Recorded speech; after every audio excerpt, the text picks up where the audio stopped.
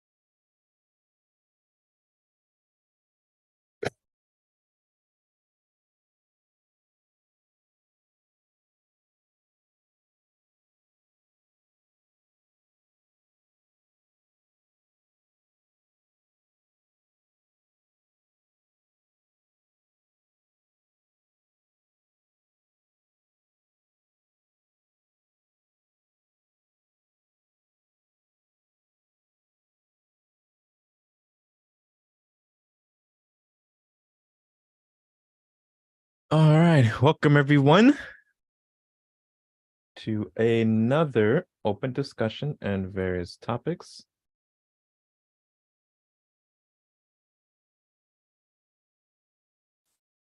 Let's open up today's session with reciting the prayer for spiritual workers.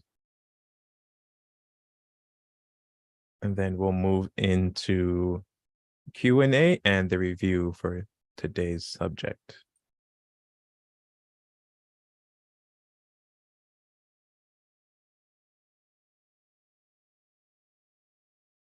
A prayer for spiritual workers.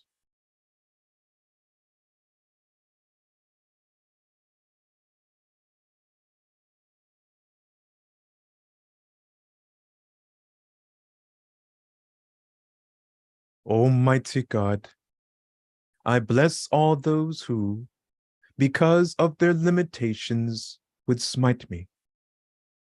Almighty God, I bless all those who, because of their weakness, would not heed me. Almighty God, I bless all those who, because of their ignorance, would defile you through me. And I ask, Almighty God, O wondrous power, that your strength may be given to me now, so that I might be fortified by this, so that I might go forward bravely into the world, and despite reception, send forth my love of thee throughout all races of man. Almighty God, give me the power and strength to rise above my karmic weakness, the deficiencies in the pattern of my evolution, so that I might evolve and become stronger, I, and even stronger in thy everlasting light. O God, thy will be done.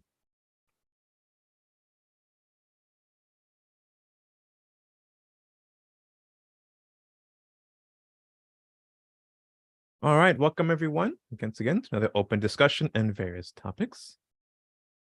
As per usual, you can feel free to post your questions or comments in the chat, and we will do our best to answer those for you.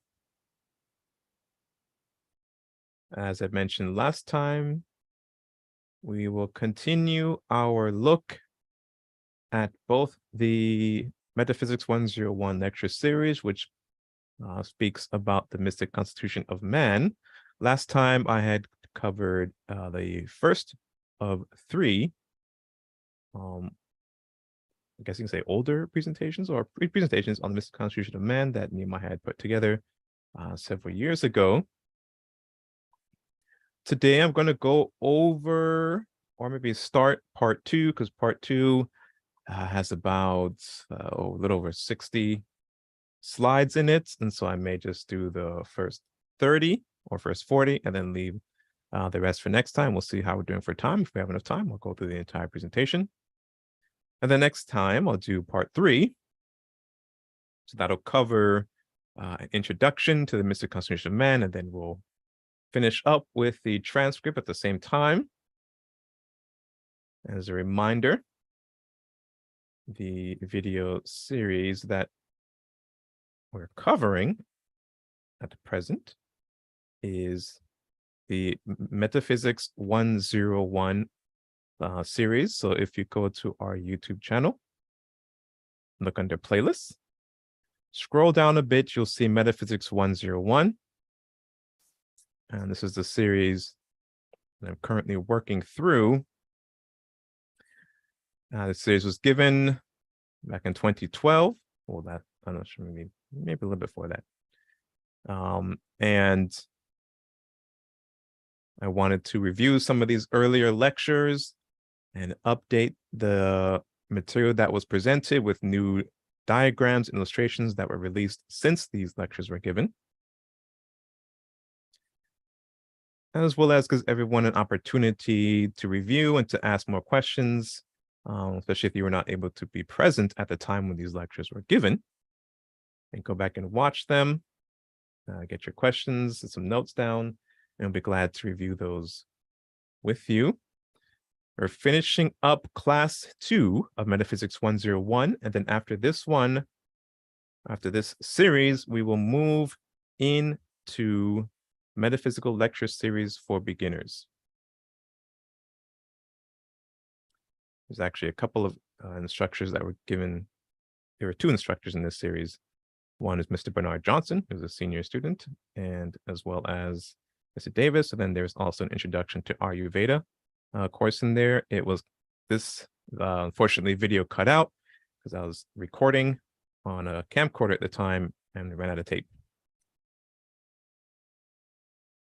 But yeah, this is a good hour and a half of lecture and introduction to Ayurveda. You're welcome to go back and look at that. This is in the Metaphysical Lecture Series for Beginners. I may just cover a couple of the classes here because a lot of it is introductory. The 101 series covers most of the material that was presented here. Additional material covered here may have been subjects that were covered in the Yogi Rama Charaka book or books. And after the Metaphysical Lecture Series for Beginners, I'll move on to the 21 Lessons of Metaphysics. And with those 3, I mean, there's many other series here. You can go back and take a look at them and peruse the videos. And if you have any questions on any of the content that we've released over the years, you're more than welcome to bring those questions to us during any subsequent open discussion sessions. But just for this review of the order lectures, I'm going to go through Metaphysics 101, Metaphysical Lecture Series for Beginners, as well as the 21 Lessons of Metaphysics. And in this one, there's quite a few videos covering a vast array of subjects. These were given 9, 10, 11 years ago. So there's just a couple of repeat classes in here too. This was kind of there was a series called the 21 Lessons, and also in here I included some other beginner series classes to help us out. So I'll pick a few videos from here, announce them beforehand. And what I'll do is I'll take the first 15 minutes, write down a transcript of it, and then we'll go through the transcript with timestamps and throughout the transcript. So if you're following along in the videos, you know exactly where I am reading or pulling from. And then as we go through the transcript, insert some diagrams, illustrations that were created since these lectures were given, as well as address any questions or comments that anyone may have for those who were not able to attend at that time. As a matter of fact, it may just be easier if I go straight from the 101 into the 21 lessons, because the Metaphysical Lecture Series for Beginners videos is in that 21 lessons playlist. Yeah, so we'll go right to 21 lessons of metaphysics after we finish the 101 class. And I am happy to announce that Mr. Nehemiah Davis has just published his second book, right, Nehemiah? Or your second published book. I know you have more books, but I think this is the second one that you published. Yeah, that's the second published book. Yeah. So second published book, The Miracle Kit Behind the Power of Prayer, the mystic knowledge of manipulating the subtle cosmic energies of prana through prayer techniques. This book is currently available on Amazon. So you're more than welcome to pick up both a paperback and Kindle copy.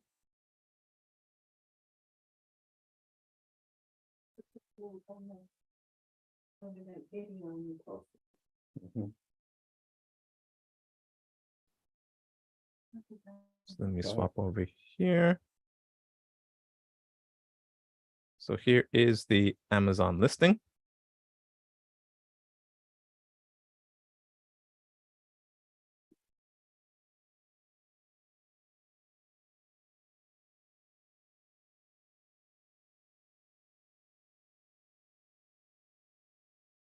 So really quick, let me just want to read out the statement by the author. Let's give you a brief introduction to the text. And I don't know if you're going to do, well,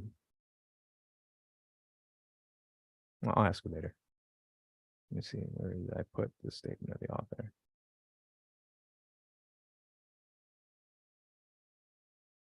Here it is.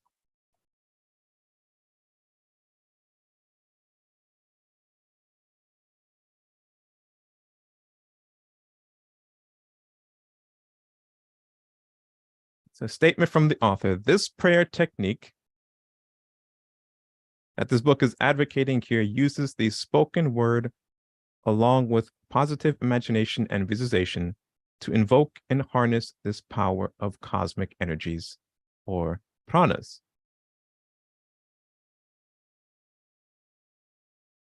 Oh, I just lost my screen. The technique also uses pranayama, an ancient method of breath control that allows man to control the flow of prana that enters and exits the body's psychic centers. The prayer technique also incorporates mudra yoga that assists the prayer in sealing and redirecting pranas so that it can be impregnated with mind substance that has the purpose and direction of the intended target. Another ancient method that is used is the sacral science of mantra yoga, which is used to assist in purifying the human aura to allow a free flow of prana without the residue of negative thought forms. This book gives an analysis of a mystic prayer technique that was given to me as a child by my father, who received the technique from the mystic order of the Aetherius Society, who published several documents describing this technique in booklets entitled Dynamic Prayer Brings Results and the outstanding little book entitled The 12 Blessings, delivered by the late Dr. George King, founder and president of the Mystic Order at the Aetherius Society. It is my belief that an analysis of this technique will reveal the deep mystical science behind this technique, giving it the ability to produce tremendous subtle cosmic power that can be used to relieve pain, anguish, and change environmental conditions in your life and the lives around you. This book will show you how this simple technique of prayer was devised from a very good knowledge and understanding of the ancient, complex, mystical sciences of mind, body, and prana, or cosmic energies. This book will assist the serious student in unlocking the door to these secrets and have him or her to look into the mechanical aspects of this ancient science of manipulating prana with a newfound fashion respect. All right. So it is currently available on Amazon, and we invite you to pick up a copy, and we will maybe do maybe a couple of readings in the future. We'll have to sit down and talk with the author about that. But you're welcome to pick up a copy, and any questions or comments you have on the material in the text, you are more than welcome to either email them to us or hold them for another open discussion. So do we have any questions or comments to start off today's session?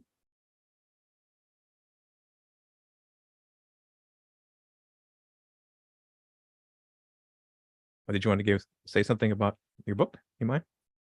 No, that's just go get a copy. I think it's beneficial for everyone who will read it.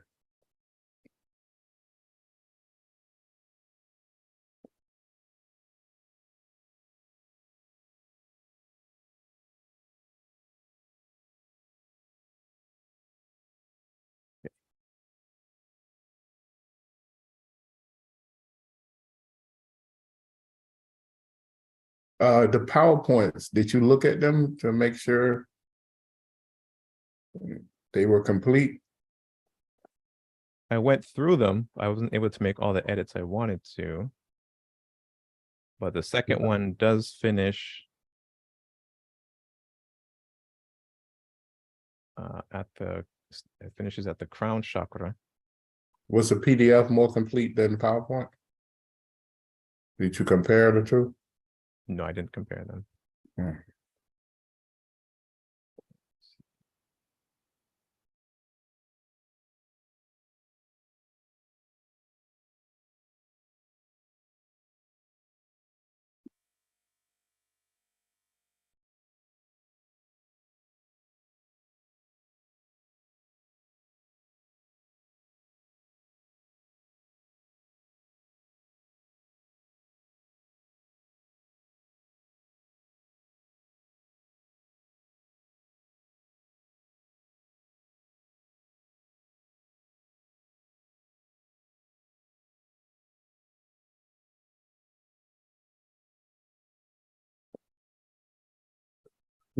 I think the PDF is a bit more complete than the PowerPoint.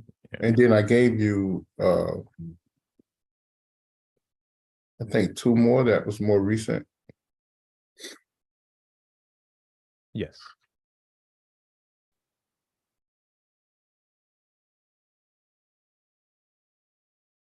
I think the PowerPoints were did in 2008, 2009.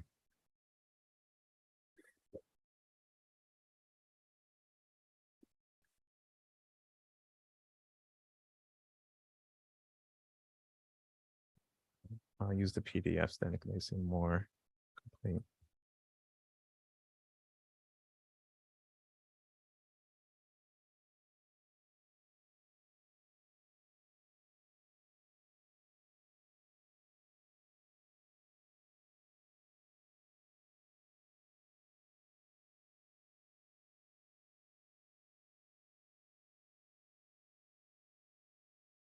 Okay.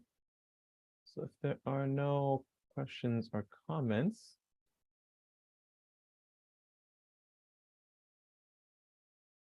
let me jump into part 2 of the mystic constitution of man's makeup, as well as a quick reminder.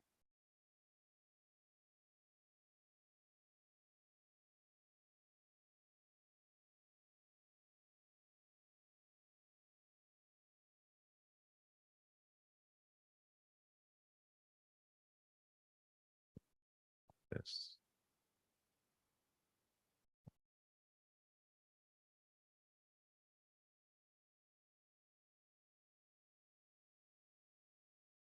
As a quick reminder of where we are in the transcripts, I'm just going to catch us up. Hello, everyone. Thank you for joining us.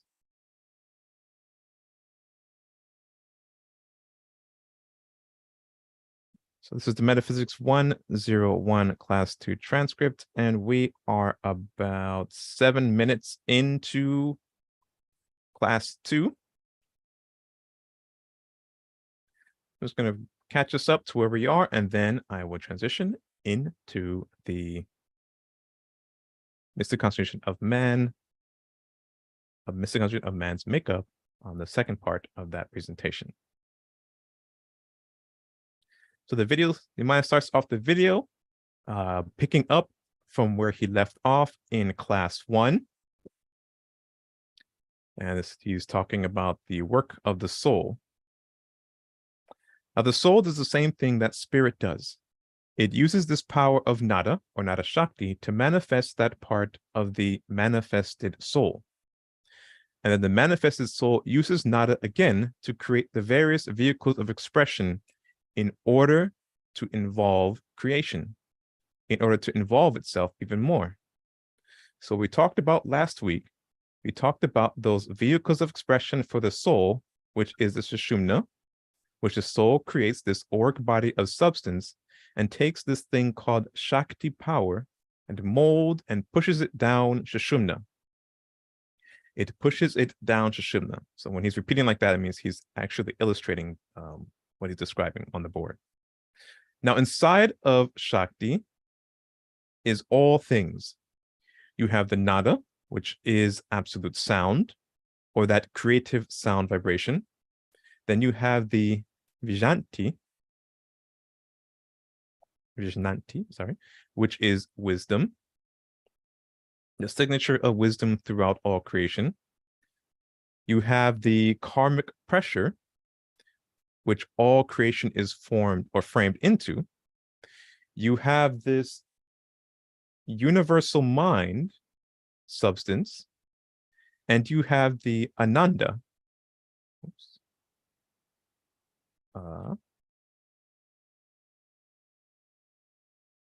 Ananda. It's Ananda, right? Yeah, Ananda. It's either N or M or N. And Amanda.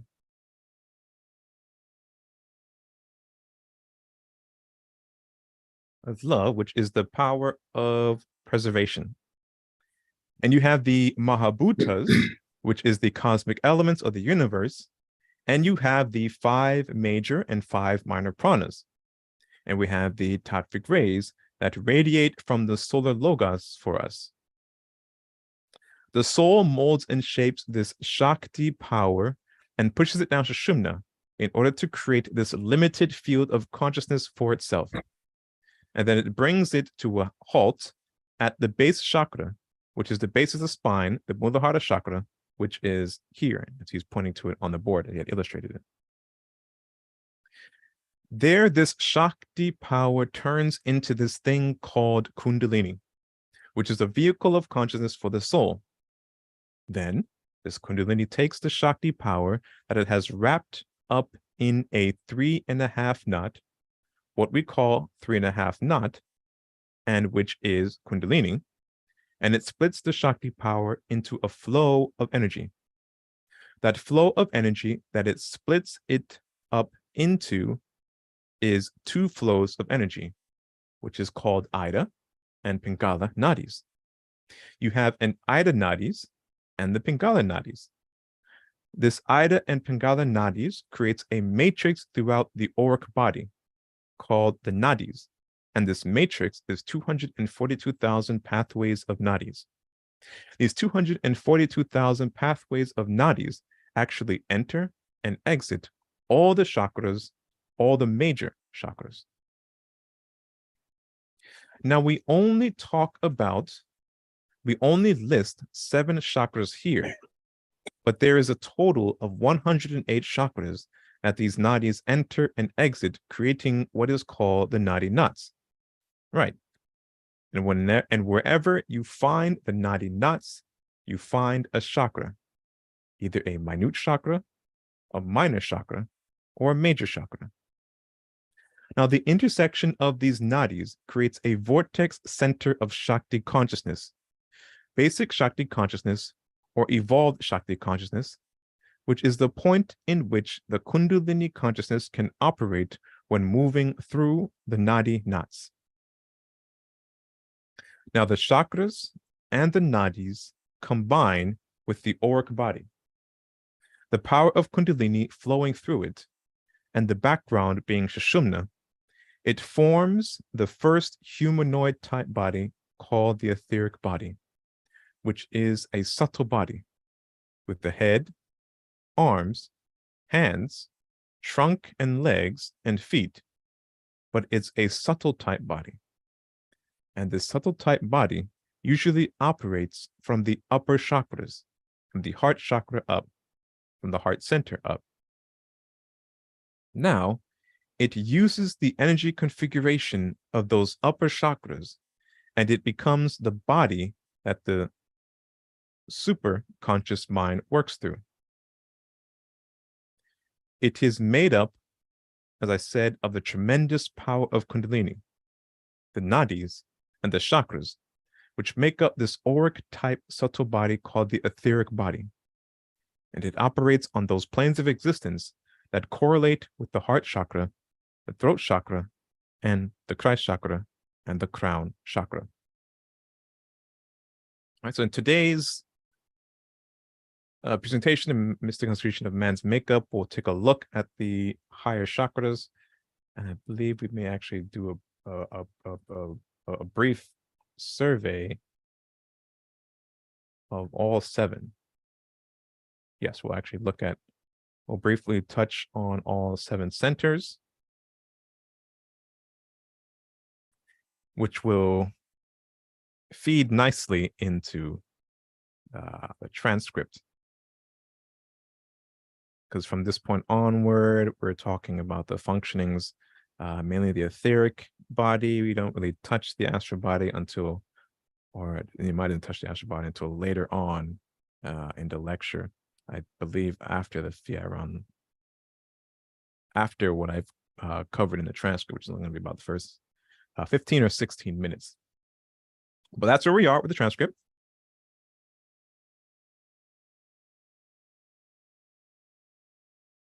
So you haven't missed much. You can go back and look at Metaphysics 101, Class 1. Although I only did the first 15 minutes of transcripts, you can watch the entire video. I believe the video itself maybe an hour and 10, 15 minutes and change. I do remind you that in the Class 1 video, for the first 30 minutes or so, the audio and video didn't sync up. I believe it was an issue when we were uploading it to YouTube at that time. So there's a slight delay between the audio and the video. But after, I think, the 29 and 30 minute mark, kind of corrects itself and it syncs up from there onward from that series, from that video. But in the Class 2 video, the audio and video should be fine. We're using older equipment at that time. We didn't have the mics set up or a better camera, so you may have to turn the volume up a bit just to hear what Nehemiah is saying. But if you're using headphones, whatever, you should be able to follow along without too much issue. And then from there, like I mentioned earlier, we'll move into the 21 lessons.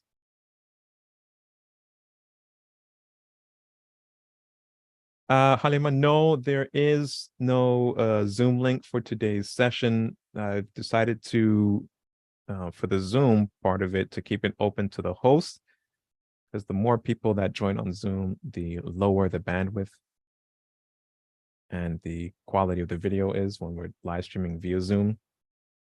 I am working on uh, an alternative to go around that, so we won't lose the quality with the broadcast while and still allow everyone to join us either live so they can ask questions verbally. But for now, everyone is joining in and tuning in through YouTube, and they're typing out their questions, and just the hosts are on Zoom.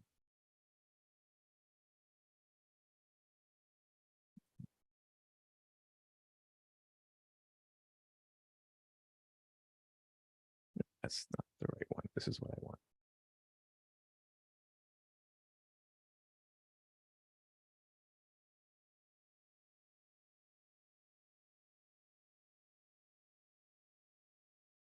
All right.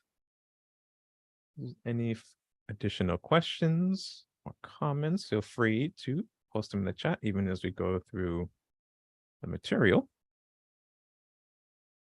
And your questions doesn't have to be specifically on what we're covering. Could have any question or comment you have, feel free to ask, and we will do our best to address it. Zoom in a bit. Okay.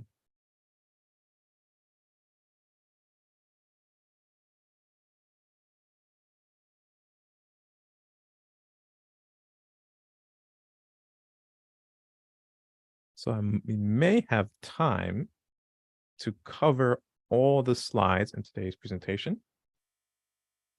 I have a tendency to read pretty fast sometimes, so I'll try and slow it down a bit so everyone can follow along,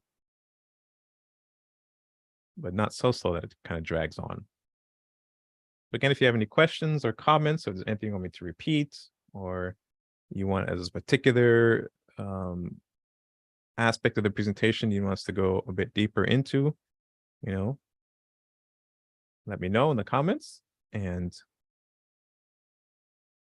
we'll do our best to accommodate and facilitate you. So today we're going to look at the part 2 of the mystic constitution of man's makeup, the chakra system and the 7 major chakras. Now, this presentation is not in the Google Drive shared folder. So if you're on YouTube, you look at the description, you'll see a link to our shared folder. And there's a couple of, maybe 2 or 3 years worth of handouts that were covered in previous open discussion sessions, and they're free for you to download and to study.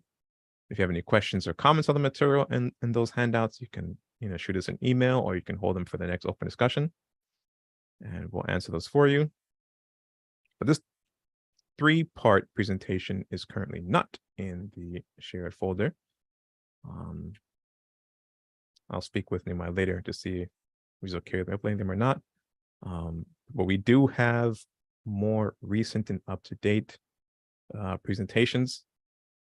So we'll see how we'll go about sharing this information. But much of the information that we have, much of the information presented in this Mystic Constitution of Man's Makeup series comes from various texts that, if you go to our website, mysticknowledge.org, in our ebook library, it's about 3 to 4 pages of just dozens of ebooks that you can download for free and study, as well as our previous lectures on YouTube. You can go back and watch those at any time, as much as you want. The questions or comments you have, we'll answer those for you. All right, so stuff. Any other questions or comments before I begin?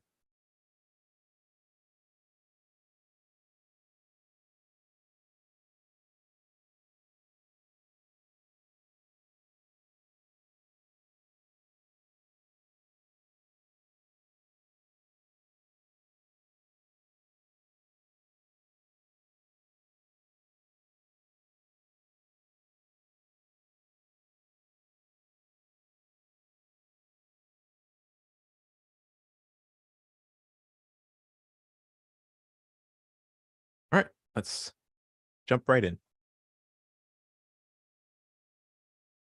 Mentioned earlier, this part 2 covers the chakra system. And we'll work our way up from the base of the spine chakra to the sex center, the solar plexus center, heart center, throat, Christ, and crown. The chakra system is a natural consciousness splitting instrument designed for the soul to allow it to involve itself into gross manifestation. Now, if there's any terminology or concepts that we present that you're not familiar with or would like us to expand further on, again, there was a quick comment in the chat, and we'll go a bit deeper into maybe a term or anything that I covered today. Behind each chakra is a bindu, or point of consciousness of the soul's essence, or all knowledge space connected to the soul. The chakras are points, are parts of the soul's essence manifested in consciousness, but each point gives access to a glimpse of the whole and helps to break the illusion of individuality.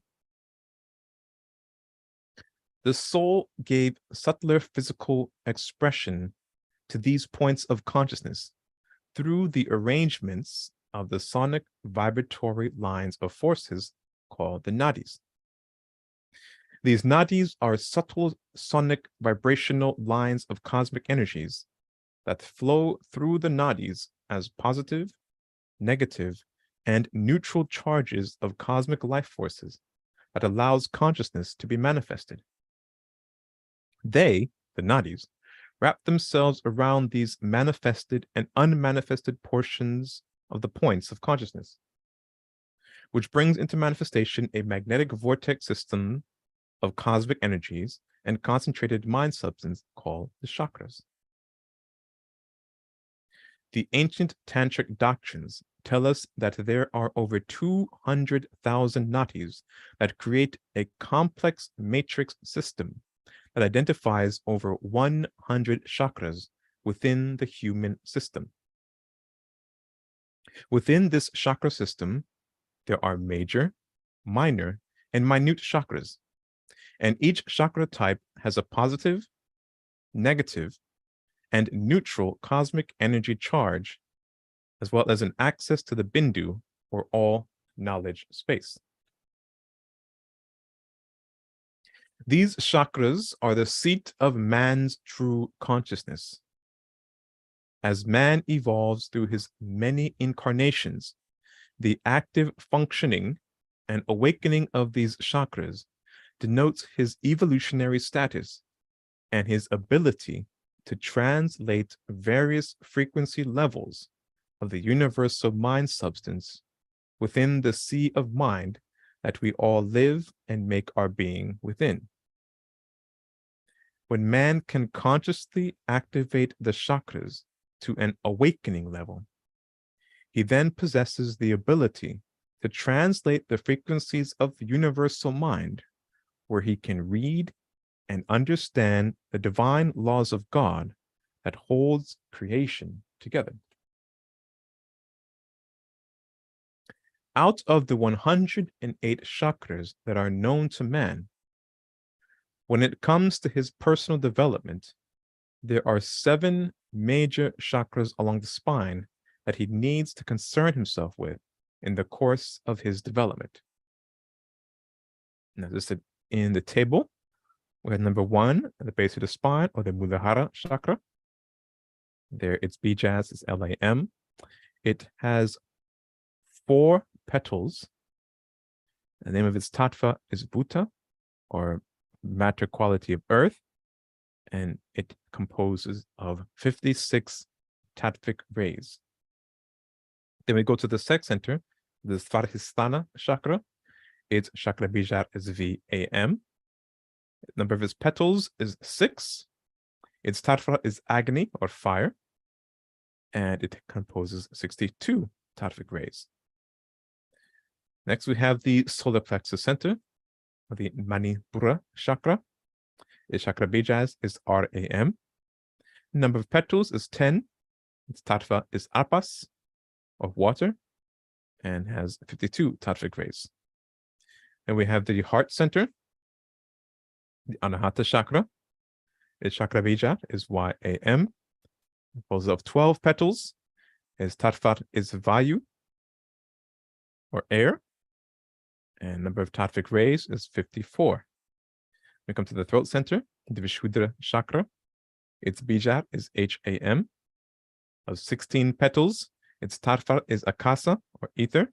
It has 72 tattvic rays. And then the Christ center, the Ajna chakra. Its bija is OM. Number of petals is 2.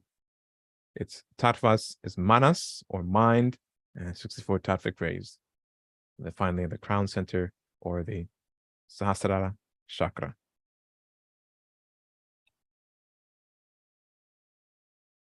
Oh, it's easier to see there, actually.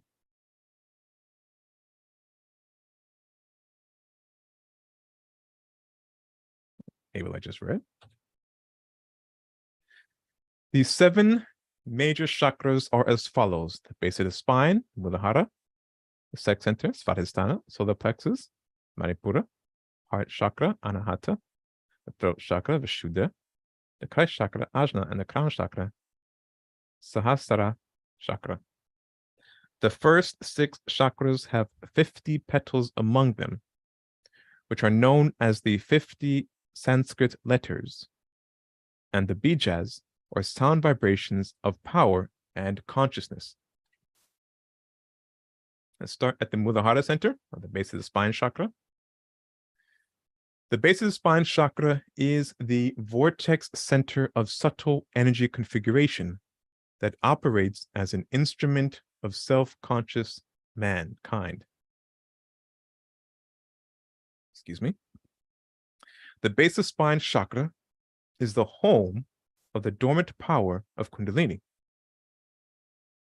The base of spine chakra is where the Shakti that fell from the Shiva, the crown chakra vortex portal, and traveled through the Sushumna to enter into the Muladhara and reveal the great presence of Shiva through the para sound, Vak, in order to produce limited self-consciousness on the basic realms of existence. The Muladhara chakra has 4 petals, or bijas, within it. These 4 petals represents the vital life force signatures being radiated from Kundalini and projected from this chakra as the Nadi pathways.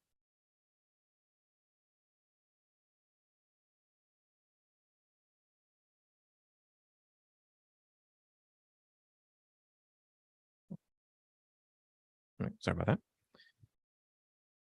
This chakra is unique because it received the great Shakti that was molded into a state of all-aware consciousness and also placed it into Shiva state consciousness that blocks the door to Sushumna, which helps to cause the condition of samsara, or the wheel of reincarnation.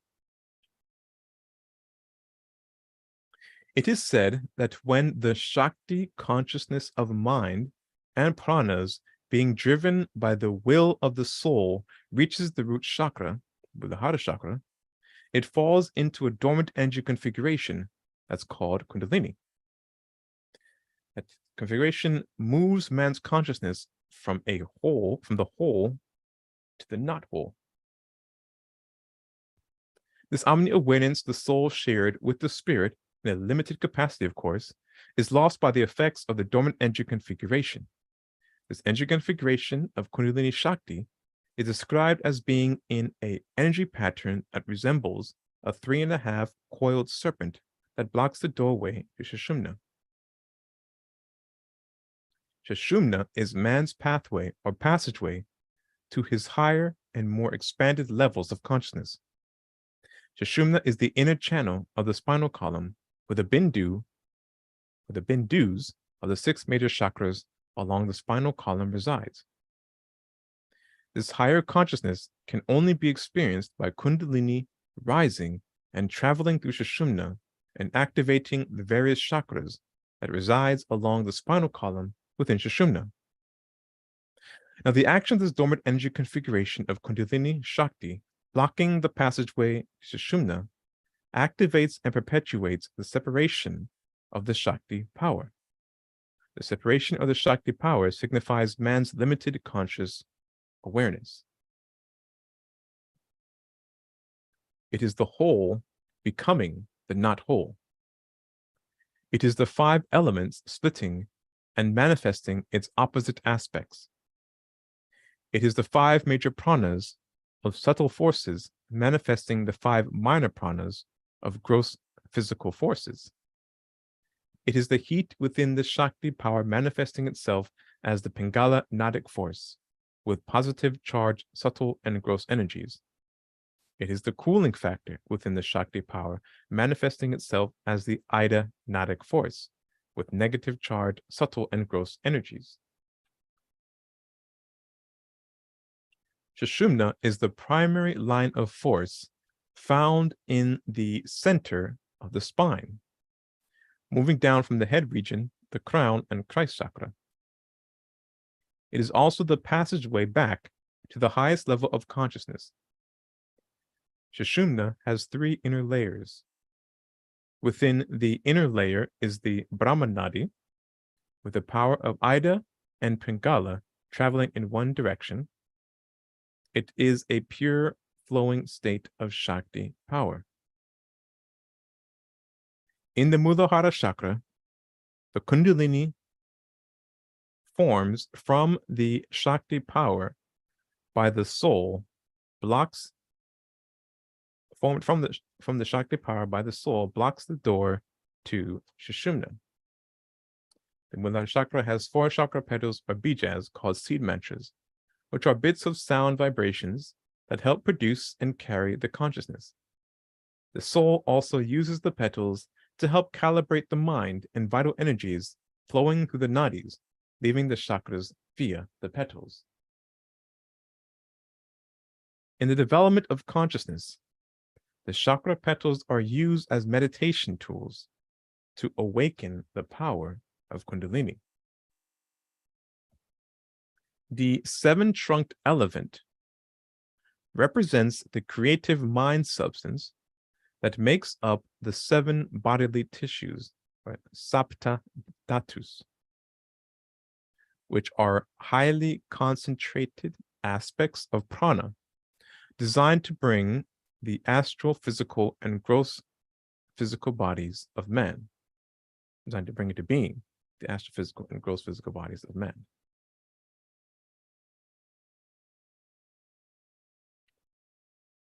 The base of the spine chakra, the subtle pranic and auric tissues are called the dhatus, which are the following: Rasa dhatu, plasma; Rakta dhatu, blood cells; Mamsa dhatu, muscle tissues; Meda dhatu, fatty tissues; Asti dhatu, bones; Maja dhatu, bone marrow and nervous tissues; Sukra dhatu, reproductive tissues.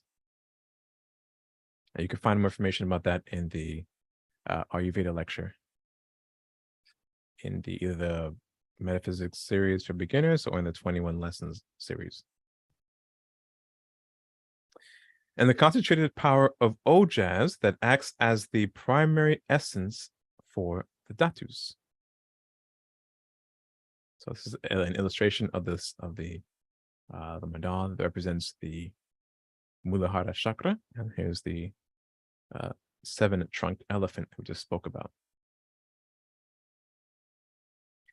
The 8 spears surrounding the earth element represents the earth Kalu family. So there's 1, 2, 3, 4, and then 1, 2, 3, 4 spears. The elephant represents that there is a great dormant power resting in a complete, stable state. The 3.5 knot, the dormant state of Kundalini. The yellow square represents the earth element. So if we look at the illustration, you see number 1 represents those 2 lines going down, represents Sushumna. Number 2, the bija, or seed mantras with petals. Number 3, the major chakra bija. You see that here. Number 4, the inverted triangle, which is maybe hard to see for you guys, but it's in a black inverted triangle right in the center. And number 5, at the bottom, is the 7-trunked elephant. 6 is referring to the 8 spears, sorry. And 7 is the elephant itself. 8 is the illustrating the 3.5 knot. That's, I don't think you guys can see that. There's a set of handouts. If you go back to the Zoom folder, the Google Drive shared folder, the set of handouts where the mandalas are covered in detail, and there's a much larger illustration as well as explanations, further deeper explanations about each one of them.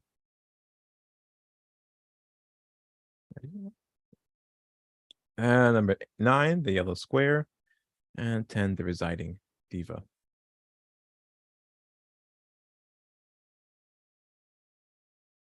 Okay. That's it for the Mulahara. Any questions about what was just covered?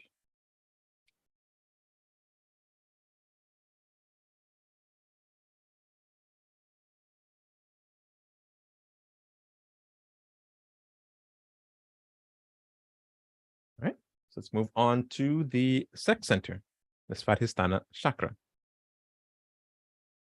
The sex chakra is where the seat of man's consciousness resides. The Sanskrit word sva means one's own, and the Sanskrit word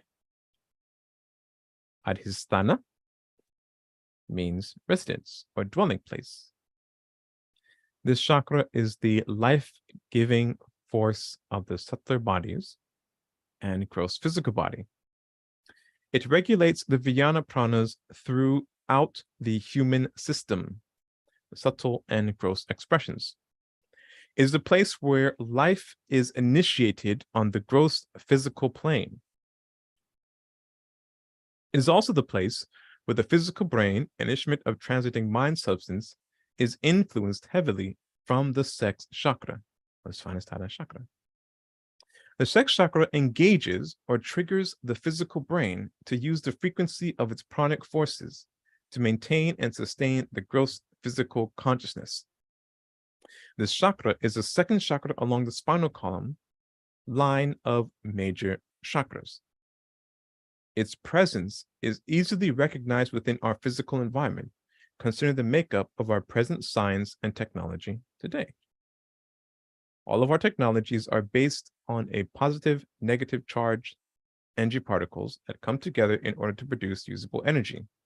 When you have an electrical machine, it has an electrical male plug that is inserted into an electrical female receptacle.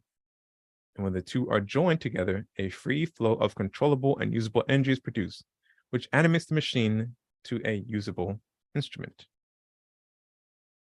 When you have a combustible engine, the engine is the female component and the fuel is the male component. When you place the fuel into the engine, the fixture of the two produce energy the energy that drives or animates the engine into a workable instrument.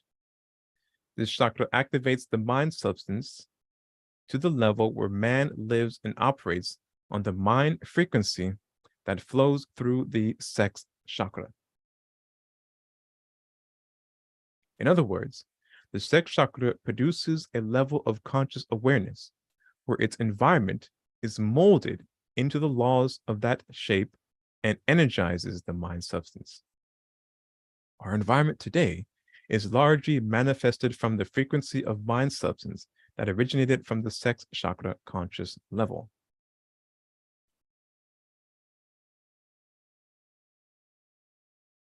The Bindu power that's expressed at this level gives the supreme static power of storing all conscious memories, all unconscious memories, conscious movements, and involuntary movements within the subtle and physical bodies. The sex chakra is a level of consciousness or Shakti power that the soul uses to formulate the subconscious mind. The energies produced from the thoughts and actions of our past lives are looked on or called memories.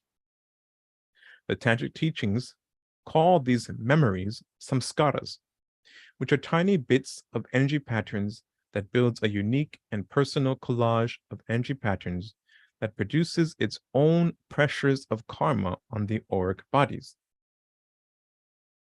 The combination of these samskaras, or collage of energy patterns, dictates the karmic pressures and karmic patterns that each individual must experience according to their own actions. The samskaras are like seeds that have been planted within the auric bodies, waiting to blossom under the right conditions. The right conditions are when the karmic pressures that hold the energy patterns together within the auric bodies begin to loosen, and these samskaras, or energy patterns, manifest themselves through the current expressed personality and level of consciousness that the soul is working through at that time. The sex chakra is the home of the subconscious mind. The base of the spine chakra and sex chakra govern or produce the energy formation that builds and maintains the subconscious mind within the mental bodies that the soul's consciousness works through.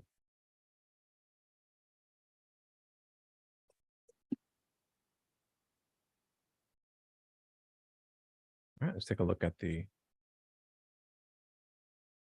Anyway, is this a mandala or a yantra?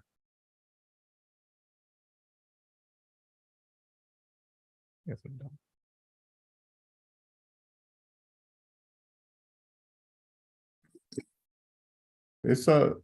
It can be both, really. Can we both? Okay.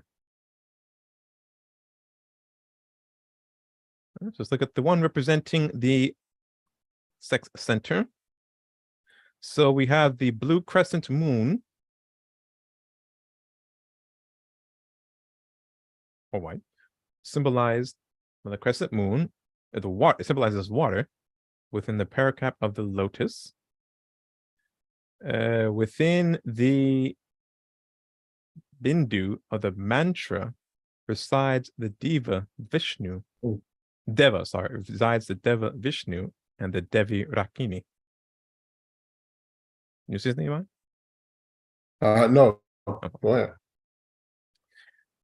And at the top right, you see on each chakra petal, there is a letter.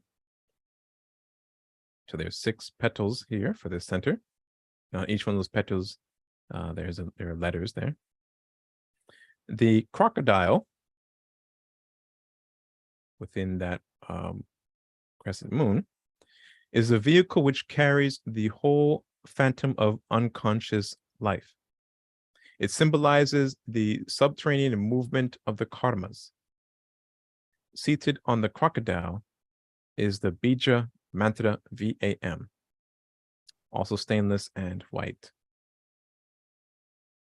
Then we have the crescent moon is formed by 2 circles which engender 2 further yantras.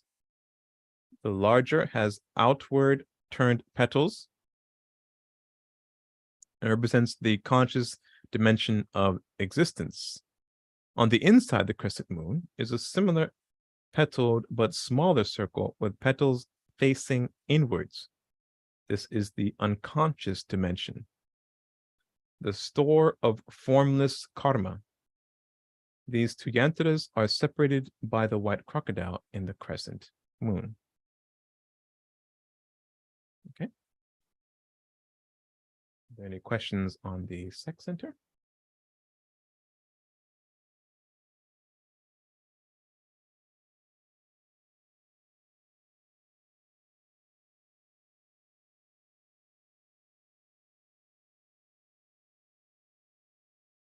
Right, if not, let's move on to the solar plexus. The Manipura chakra, or solar plexus, is the 3rd major nadi knot along the spinal column. ascending from the base of the spine through Sushumna, the inner core of the spinal column. This chakra is considered to be the city of jewels. There are two Sanskrit words that make up the name of this chakra, Manipura. The Sanskrit word mani means jewel, and the word pura means city. The popular meaning and perception on this chakra is considered to be a chakra where the city of jewels resides. It is the chakra that expresses the power of the sun.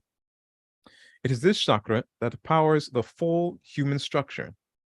The soul of man configured the Shakti consciousness of this chakra to manifest the power of the sun and sustain this fission force of this power and continuously radiate this sacred power throughout the subtle structures and the gross physical structure during its incarnations on the physical realms of existence.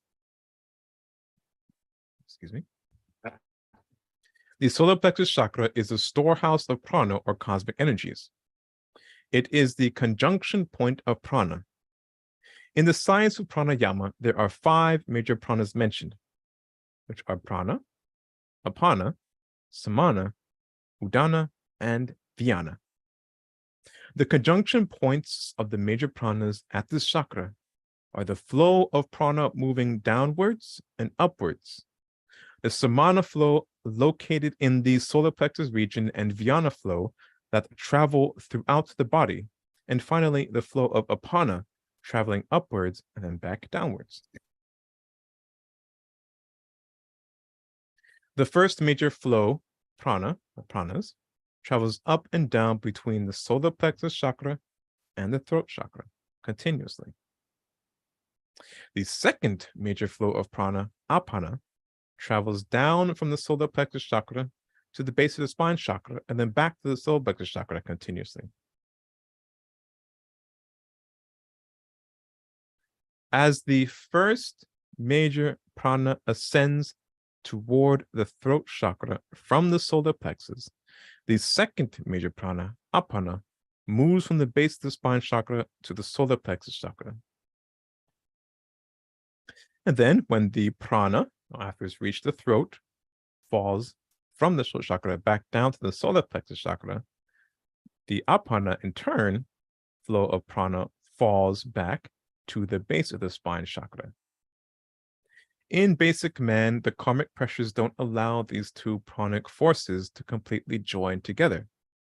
When man has purified the nadi pathways that carry the prana and apana energies, a balancing of these pranic forces is karmically allowed. When the combined force activates the Manipura chakra, and accentuates the power of this chakra, giving man the ability to operate on higher levels of consciousness. In the practice of pranayama, one of the main goals is to balance these two major pranas through the control of rhythmic breathing, which encompasses an even flow of inhalation and exhalation of breath, and measured retention of breath with the incorporation of concentration and visualization. The control of prana and apana helps to gain control over the other 3 major pranas, which are samana, udana, and vyana. Samana is a major prana that is mainly concentrated in the navel area.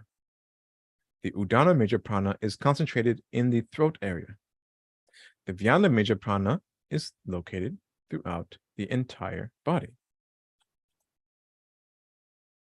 If you were to study any balanced pranayama system of exercises, you will notice that they activate 5 major pranas, which essentially assist purifying the nadi pathways so man can operate on higher states of consciousness. In the Manipura chakra, you have several sonic components that originated from the soul's manifestation of the nada Shakti power. This nada Shakti power moves the Shakti power in action through a vehicle of Shakti consciousness, that shapes and configures all Shakti power into various forms of self-expression that the soul uses to gain experience in the most basic levels of consciousness. The following are the presence of the soul and the nada, sound expression of the soul. Chakra Bindu. The presence of the soul, the house of the spirit. This is the point of consciousness where soul configures and expresses the nada Shakti power out of a Shiva state of being to manifest the bija, or one-syllable seed mantra of the chakra. The Manipura chakra bija. The bija for this chakra is the holy sound of RAM, and this is a sound vibration used by the soul to bring a stagnant of the soul's consciousness into being. It is this one-syllable mantra that gives life to all the other bodies that operate.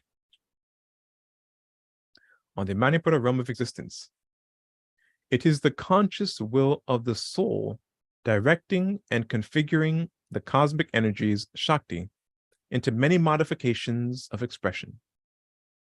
The 10 chakra petals.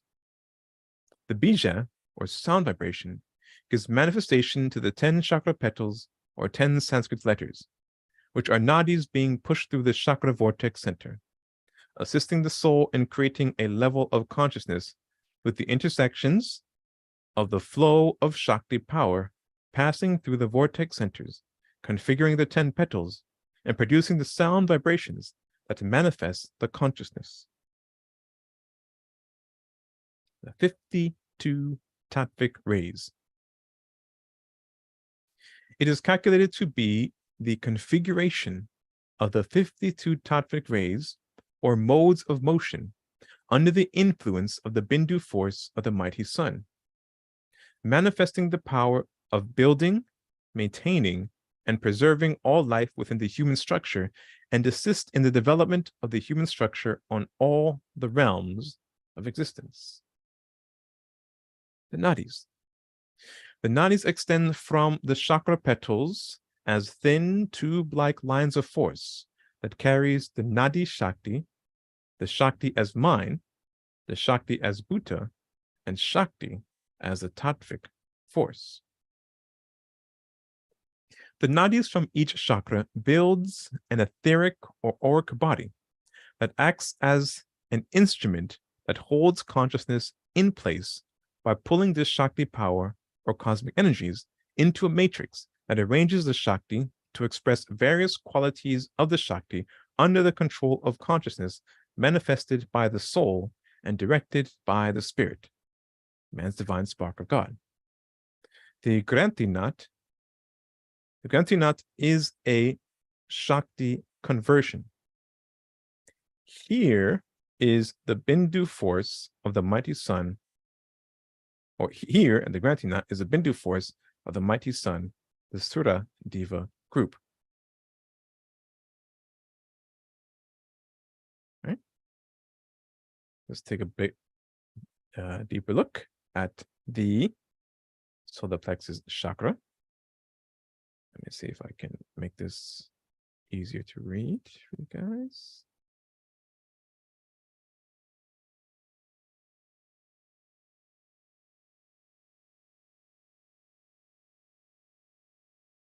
That should be easier to see.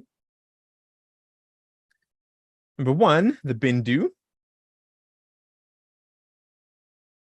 Number 2, the chakra nadas. 3, the chakra petals.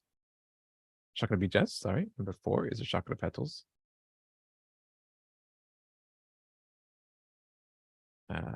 Number 5, the nadis. 6, shashumna. And 7, kundalini. All right, so let's look at the illustration. Number 1 is pointing to the Brahma Nadi. So this is the Brahma Nadi located within the Sushumna Nadi, which is capable of carrying the full flow of Kundalini. Number 2, the black dots outside of the chakra disc represents the chakra petals, or bijas, which are seed mantras, It is here where consciousness is calibrated.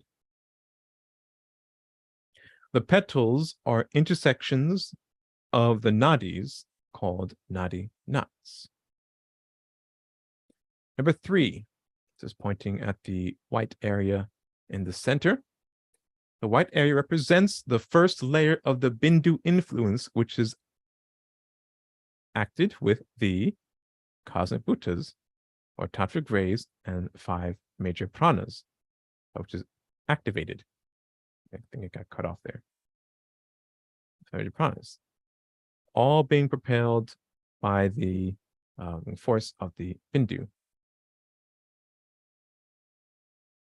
And before these, pointing to those dotted lines or dashed lines, these are the nadis that travels in, through, and out the chakra via the petals, Vijas.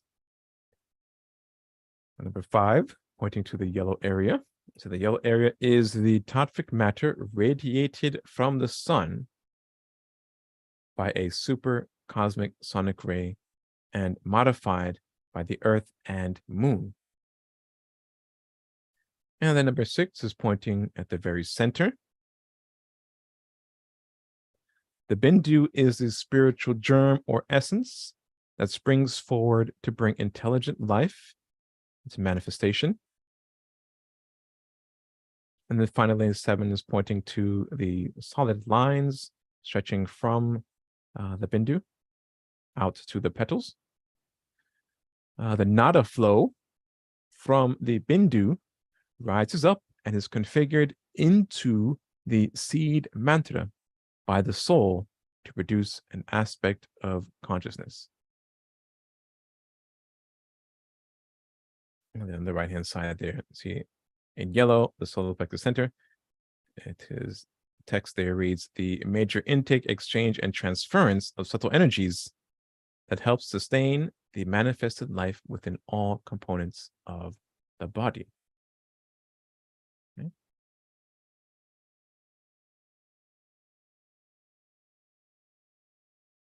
That completes the solar plexus center. Do you have any questions?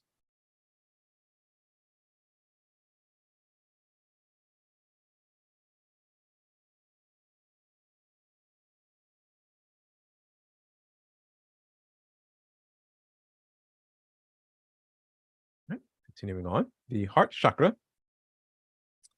The heart center is the 4th major nadi knot and is called the Anahata chakra in Sanskrit terms. The Sanskrit terminology Anahata is said to mean the wheel of unstruck sound.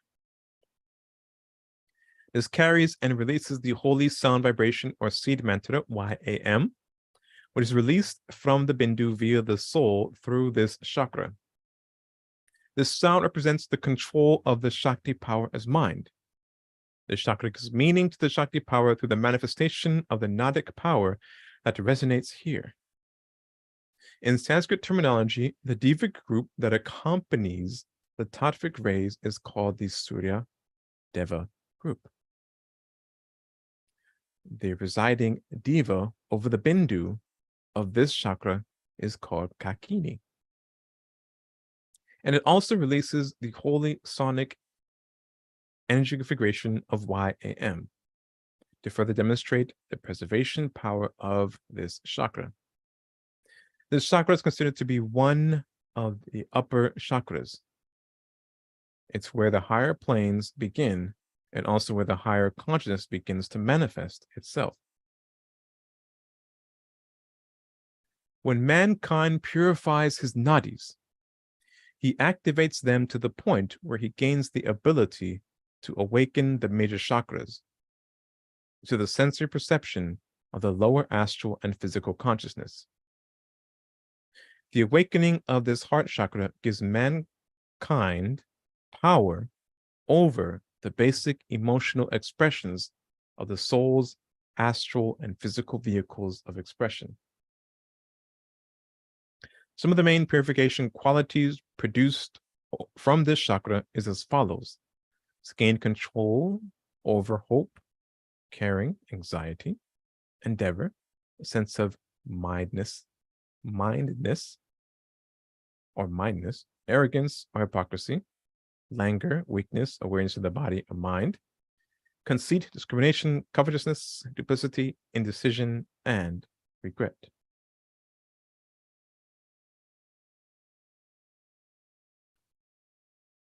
The awakening of the heart chakra is done through the purification of the nadis. At this point of development, the man should have a good degree of mind control and a strong level of concentration. The control of man's mind gives control over his negative imagination that deposits and breeds diseased mental thoughts that develops into physical ailments. The activation of the chakras is brought about from man's ability to concentrate the power of Kundalini out of the dormant state of the 3.5 energy configuration it places itself in at the base of the spine chakra. After being able to move the Kundalini out of a dormant state with this power of intense concentration, he then pushes it up the inner subtle core of the spinal column, Sushumna, to manifest itself as Kundalini power through each chakra, thereby activating the chakras into full consciousness. When Kundalini is fully and consciously raised through Sushumna, man obtains a highly meditative state that unleashes the power of each chakra that Kundalini is lodged in. This is not an easy task to accomplish. It takes years and maybe lifetimes to reach this true state of meditation. A true state of meditation is brought about from the ability to place the mind in a pure state of concentration, where all the mental energy of the mind travels down one direction. With this concentrated level of mental energy, traveling down one direction creates a magnetic pull on all similar concentrated mental energies on several different planes of existence, pushing man to a state of contemplation. The state of contemplation is where man begins to register the higher frequencies of mind substance and cosmic energies that move in and out the major chakras along the spine. This ability of contemplation allows mankind to develop clear thinking, clear vision, clear hearing, clear smelling, clear touching, etc. Deep contemplation is possible through the purification of the nadis and man's ability of intense, prolonged concentration, which brings about many psychic visions and psychic powers that leads to a dual consciousness where man is aware of several worlds of existence in a controlled manner. The true activation of this chakra and any chakra happens under a state of deep meditation, where the dormant power of Kundalini is fully activated and pushed up the spine to activate each chakra along the spine. The activation of the heart chakra brings mankind the true power over this thing called love energy, which is the universal power of preservation that keeps creation in manifestation.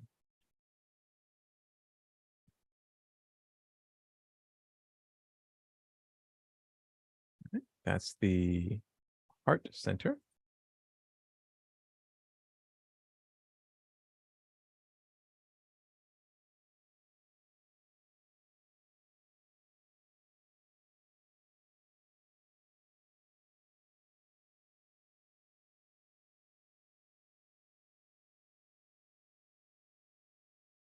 In 1 second here, I need to.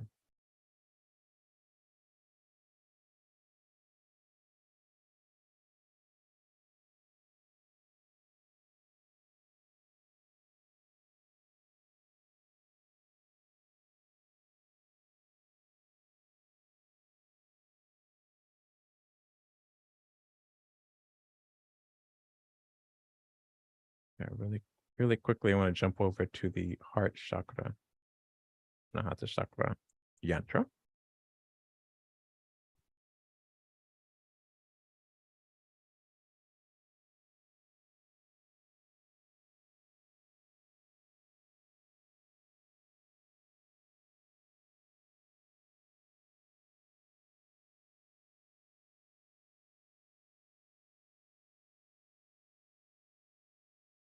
This was not in the let's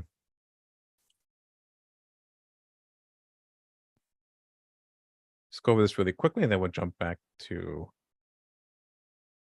well, this is illustration. I think if we have time, I'll go back through these, but this is in these diagrams.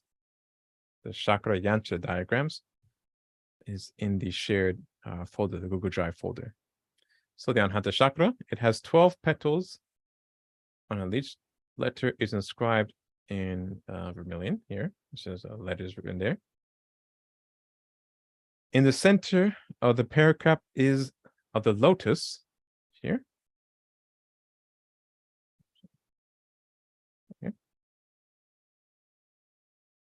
Is an inverted triangle within which burns the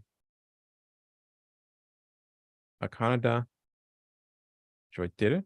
I apologize for my poor Sanskrit. Unflickering eternal flame, representing the Jivatma, or individual soul. The vehicle located within the hexagon is a black antelope, which is known for its alertness and fleetness of foot. Above it is situated the bija, mantra YAM, which is dark gray in color. The inner region is hexagonal in shape, representing the air element. It is made up of two interlaced triangles, symbolizing the union of Shiva and Shakti. The inverted triangle is a symbol of creativity, Shakti, and the upright triangle represents consciousness, or Shiva. Within the bindu of this mantra is the presiding Deva, Isha, Lord in an all-pervading form, who is lustrous like the sun. With him is the Devi, Kakini, benefactress of all, who is yellow in color, three-eyed, four-armed, auspicious, and exhilarating. Okay.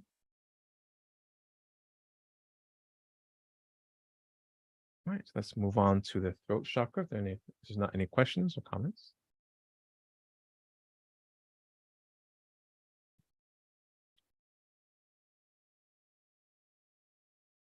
The throat chakra is the fifth major nadi nut and is called Vishuddha chakra in the Sanskrit terminology, which means the wheel of purity. It is the vortex center of purification. This chakra is the final resting place for the fourth aspect of sound, Vakari sound, that gives mankind the ability to manifest consciousness on the physical and subtle planes of existence simultaneously.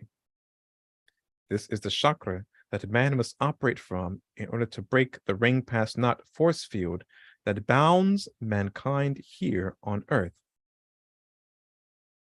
When mankind can fully raise the power of Kundalini consciously to the Vishuddha chakra and fully activate and open this chakra, then it is said that he can exit his physical body with the etheric body in full consciousness and exit this planet and visit any other planet in the solar system for a specified time. Such is the power of the throat chakra. This chakra is made up of several sonic forces as well. It has the seed mantra bija, HAM, that produces 16 petals or letters, sound bits, and 72 tattvic rays, which are 72 modes of motions. These modes of motion configure themselves in a manner that manifests various qualities of purification. Suddhi.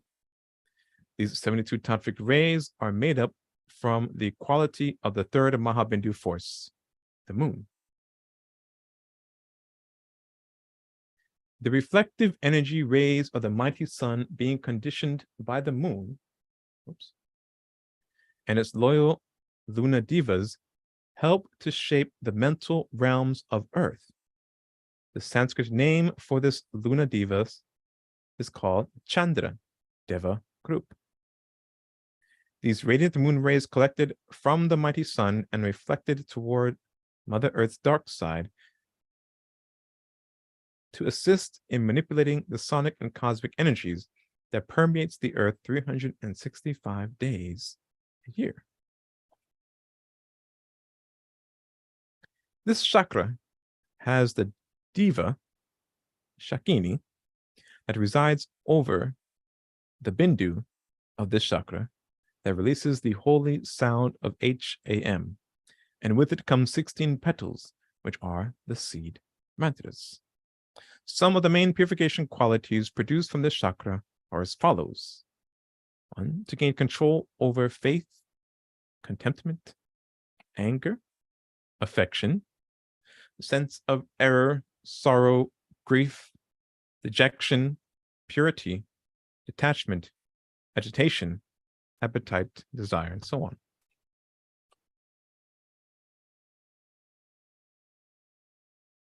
These sacred sound vibrations that flow through this chakra, when active, excuse me, when activated properly, calibrates the chakra to release cosmic energies in a manner that will allow the divas to manipulate it by purifying the negative aspects that have built up and released the power of Pingala and Ida within the Sushumna, under the control of the mighty Kundalini Diva. Okay, that's the throat center.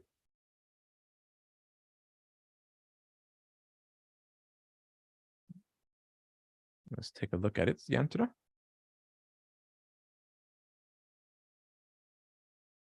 Vishuddha chakra, the fifth major chakra along the spinal column. Vishuddhi belongs to the fifth loka, the plane of Nanaha. Right, so the first box at the top left has arrows pointing to the petals.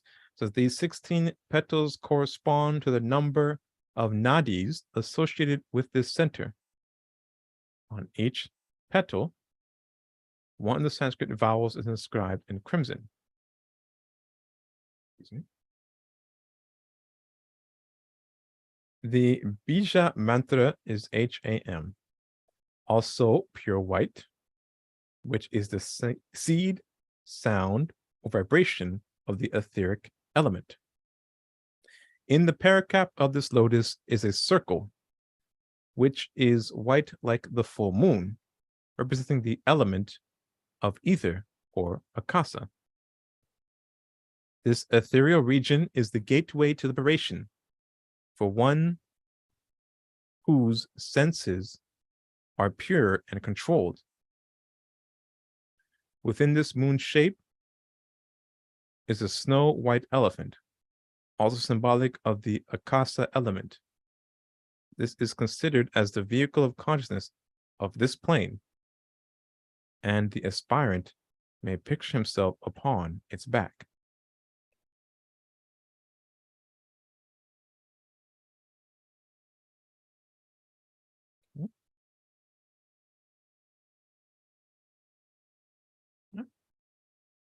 Any questions about the throat center before we continue on?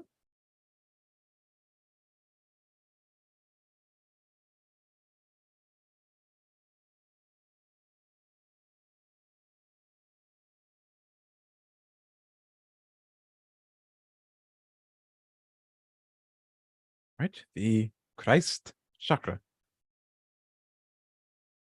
The Christ center, Ajna chakra, is the sixth major nadi knot.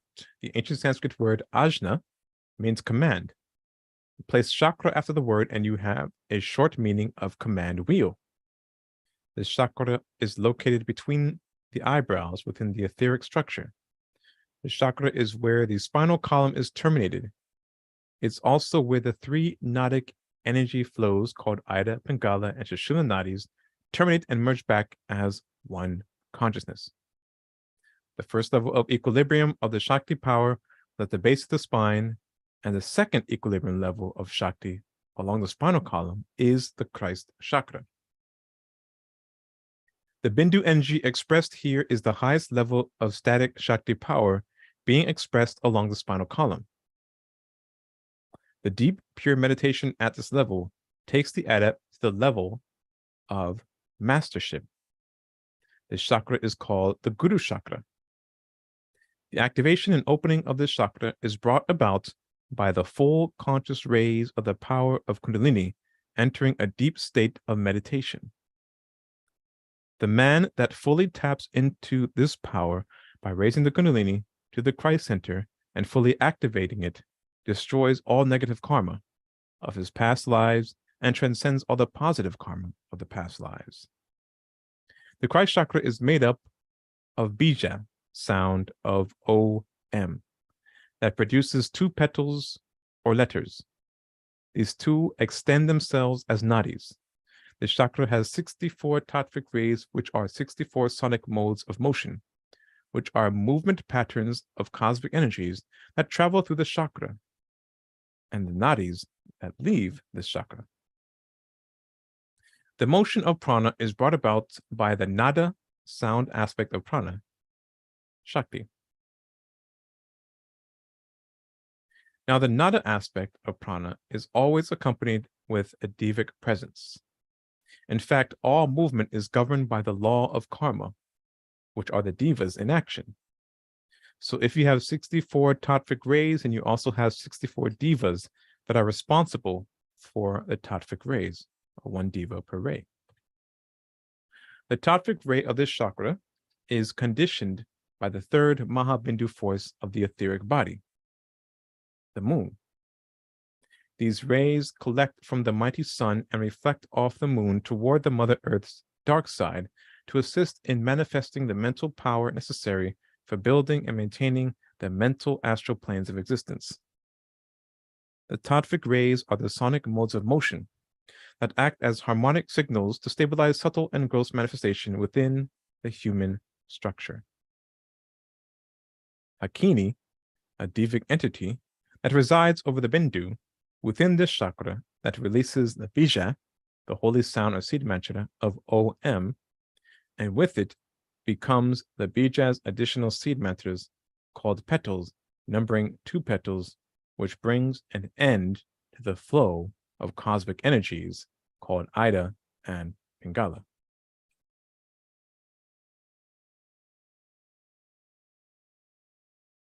All right.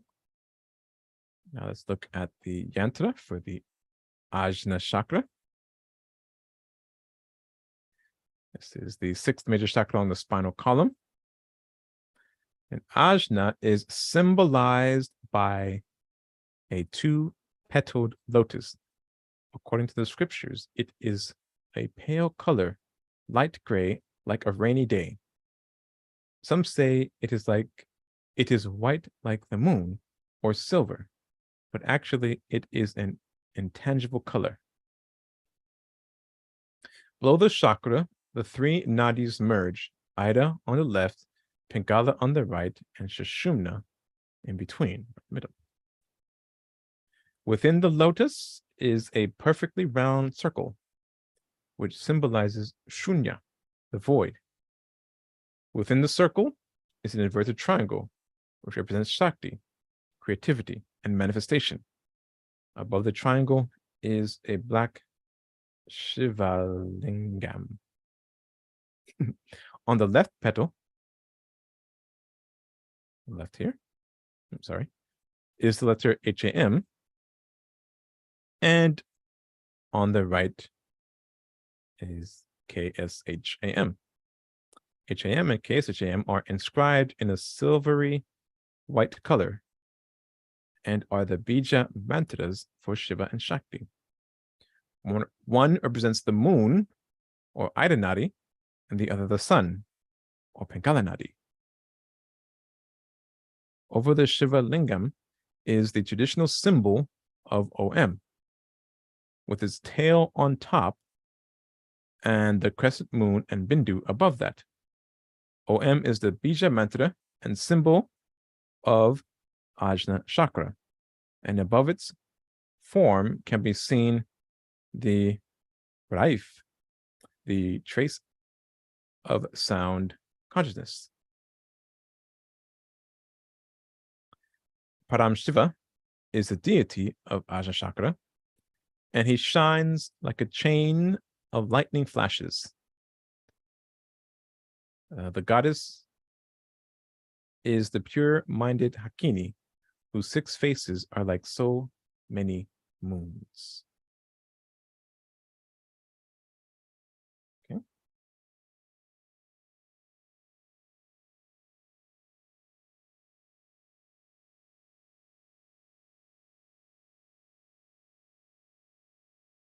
So we'll finish up with the crown center.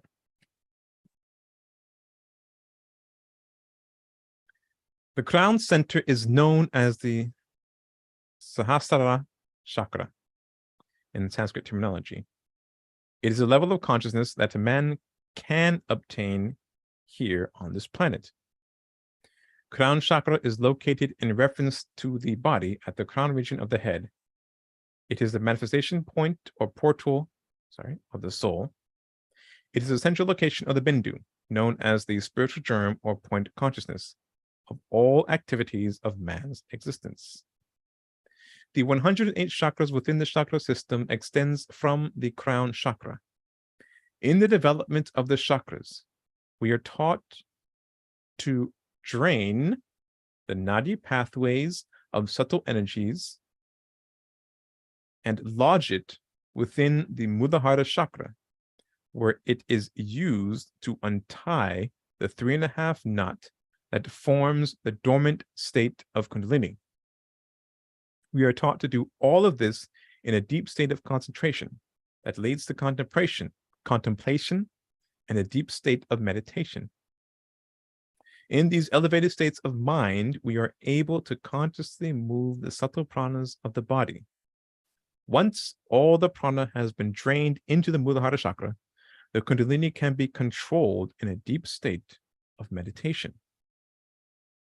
Within a meditated state, the full power of this Kundalini can be used to bring about a meditation on each chakra petal to fully waken and experience the power of the chakra and to open the chakra. Then the knowledge and power obtained from the awakening of the Muladhara chakra gives you the ability to move to the next major chakra along the spinal column, which is the sex chakra.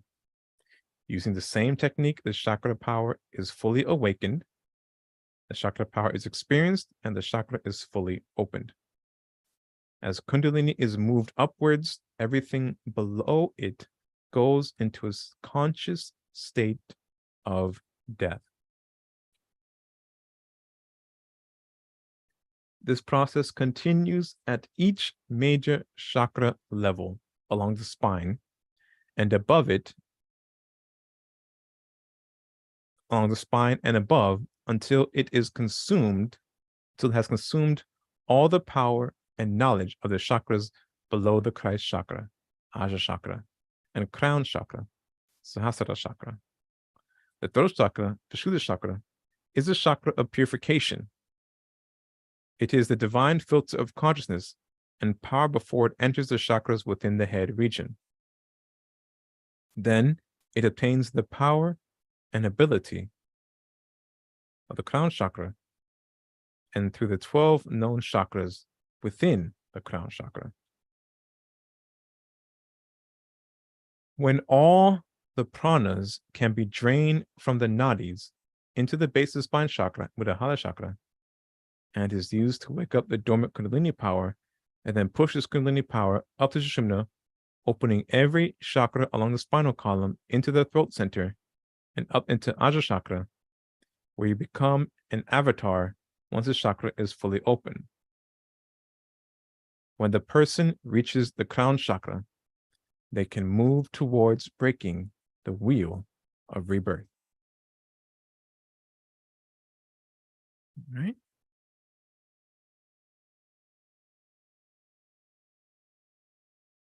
So that concludes part 2 of the mystic constitution of man's makeup. Do we have any final questions or comments before we close out today's session?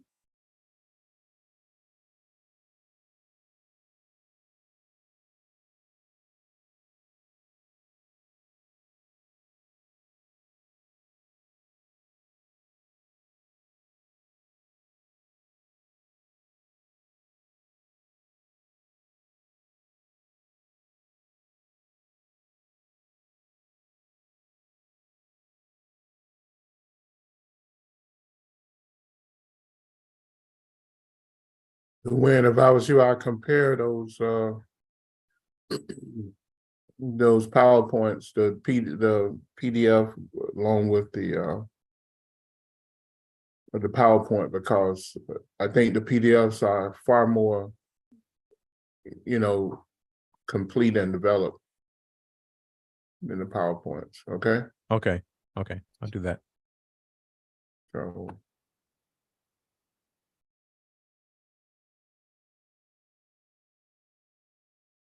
because I think the first one we did, I That's did back in between 2006 and 2009, Uh-huh. and it was a class series, but I think a lot of the data was destroyed with the computer, with the virus in the computer. Oh, okay. And then in between 2013 and 16, remember we redid this Yes, we did. because I did, and I asked you and Annalise to go through it. Yeah, yeah. I remember. Okay. But I think when you look at this, one of the reasons for looking at the Constitution of Man, you can see the functionality of the teachings, Mm-hmm. And in here, if you pay close attention to it, you can notice the role of the five major pranas and the role of the five minor pranas. And you can also see the role, the calculation that was put together for the Tava rays or the Tavic rays interacting with the pranas and the Mahabhutas.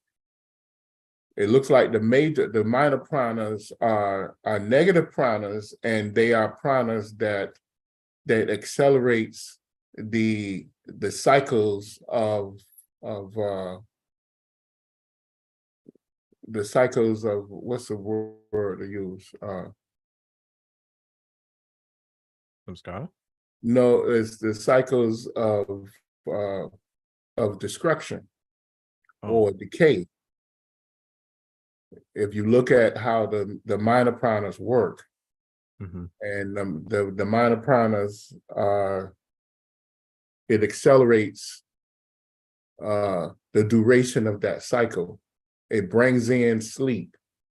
It brings in age. It brings in decay of the body. It assimilates food according to the negative mind impressions that's been given to it. You understand? Right. Mm-hmm. If you carry your life in a certain way, allowing the negative impurity traits to exist within your system, it accelerates, it brings about the full effect of those negative impurities. And that's one of the functions of the minor pranas. When the major pranas sustains life, bring life into one cycle to the next, and heightens the mentality within the body, and it allows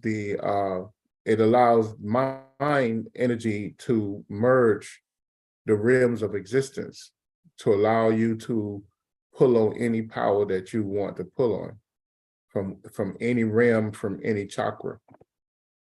And the configuration that the ancient ones gave us of those Tava rays shows that if you break it down and look at it.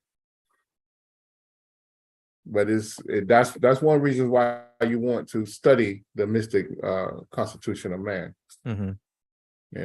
You can see the mind in motion. You can see how the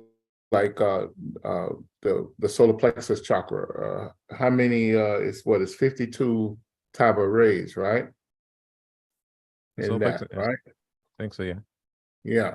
So if you divide 7, you got 49, and then you have 3 left. And that's one of the lower chakras, right? Right. So you could see that the 3 on top of the 49, because you have 7 chakras, right? 7 rims, and then you have 3 tabares left, which is super conscious, subconscious, and conscious. You understand? And the platform behind that, of course, is always the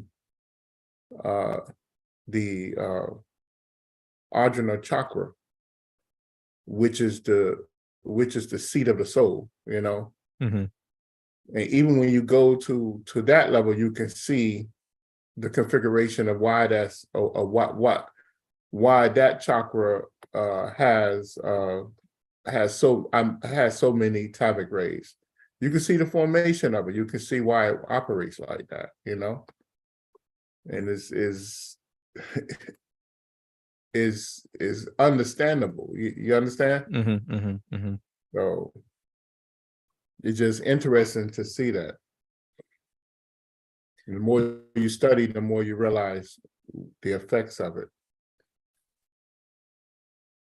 Does the amount of the minor pranas in the body change? Does it increase or decrease depending on our actions or thoughts and actions? Well, they come they come under your control. See, remember, if you heard the story, if you heard the story of the stories that Paramahansa Yogananda told us, or Swami Rama told us in their stories, and the stories of the Bhagavad Gita, you'll see in there how they, you know, how they come under your control. You know, because remember, imagination, the power of imagination is one of the key tools to helping to control the mind, along with concentration, contemplation, and meditation. But the power of imagination, you have to use the power of imagination in order to activate concentration. And you have to use the power of imagination in order to, which is visualization within it, in order to push you to the level of contemplation. You see? You have to use imagination, visualization, in order to, along with concentration, contemplation, in order to enter the level of meditation.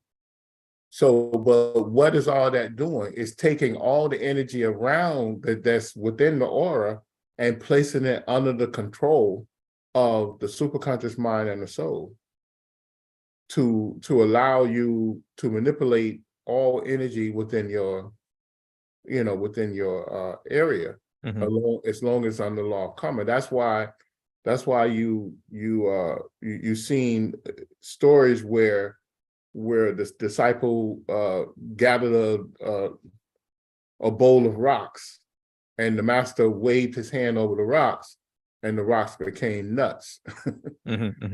Became all these different type of nuts, you know, because he was able to manipulate those energies from a negative energy, or from a higher energy to a lower energy, or a negative energy to a higher energy, you know, in order to produce whatever. He even in one of those episodes, they talked about the master told them to cut meat from a dead body that was by the river and bring it to him, and he turned it into candy.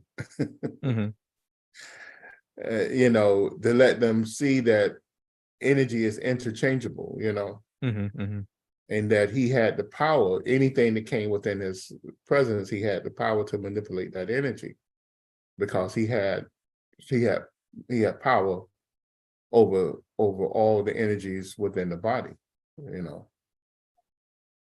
So it just shows you how all these things are possible if you, and how they interchange, and how, you know, how it makes sense.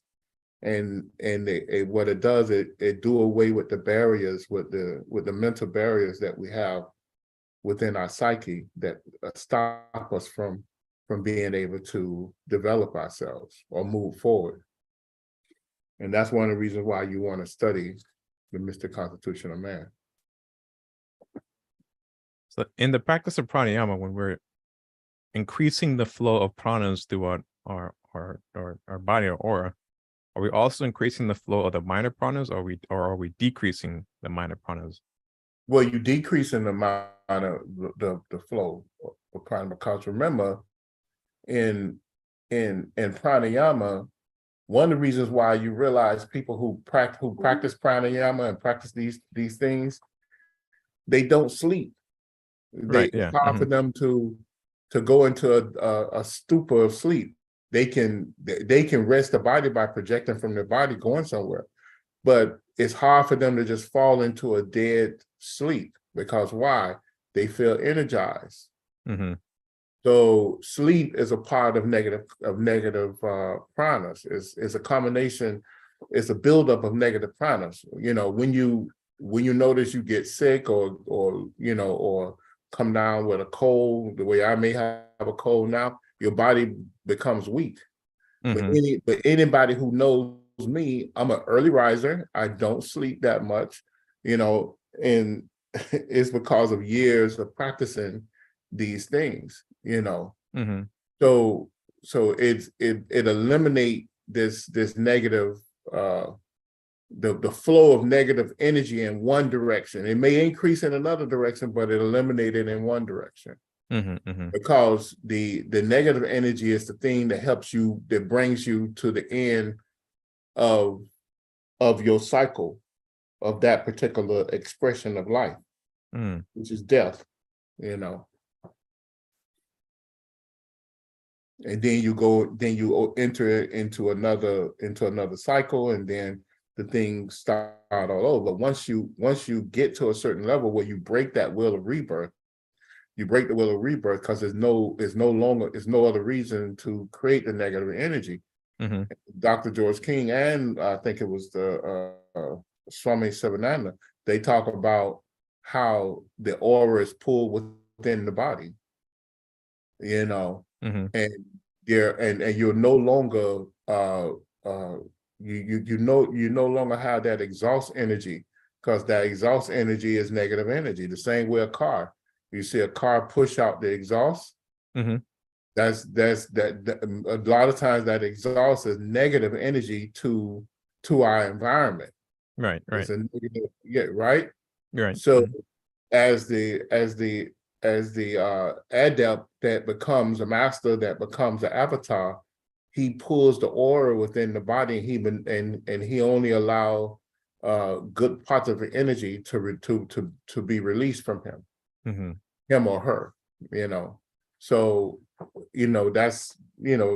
that's where they control the negative, the minor pranas and the negative and the major pranas. They begin to control that, and the minor pranas are not negative, but is negative positive at that point, or positive negative, Mm-hmm. and that's one of our goals.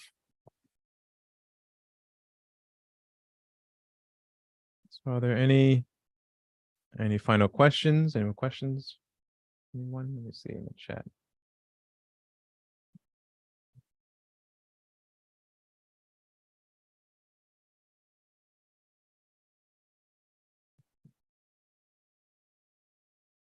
Well, anyone, if you do come up with any questions or comments, you can feel free to email them to us, and we'll begin and let us know if you're okay with us answering them in a subsequent open discussion, or if you prefer for us to answer them privately, we can do that as well.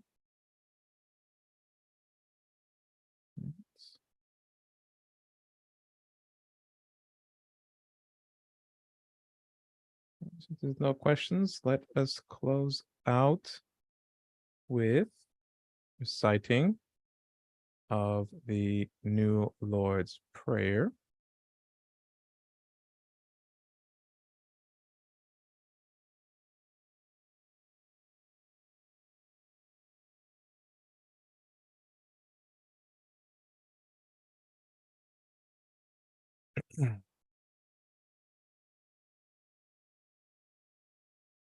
The New Lord's Prayer.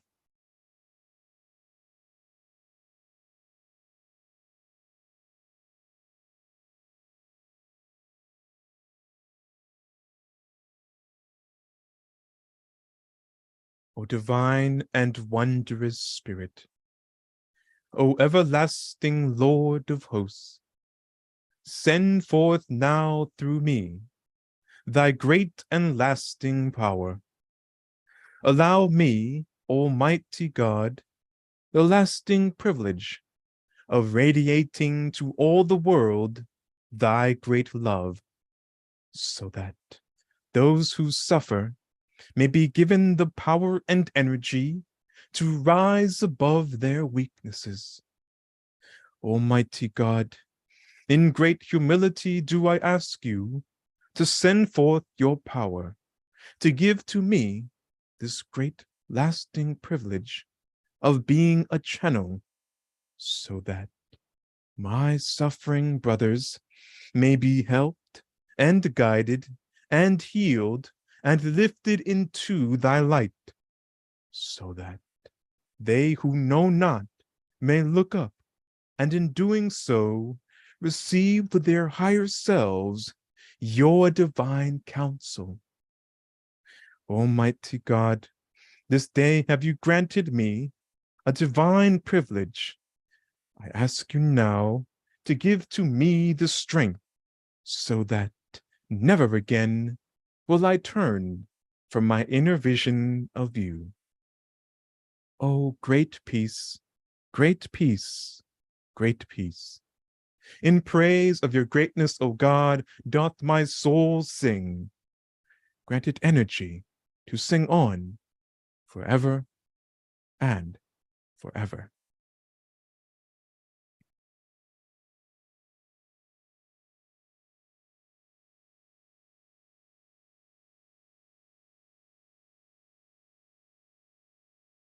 All right. Thank you very much, everyone, for your kind attendance and participation.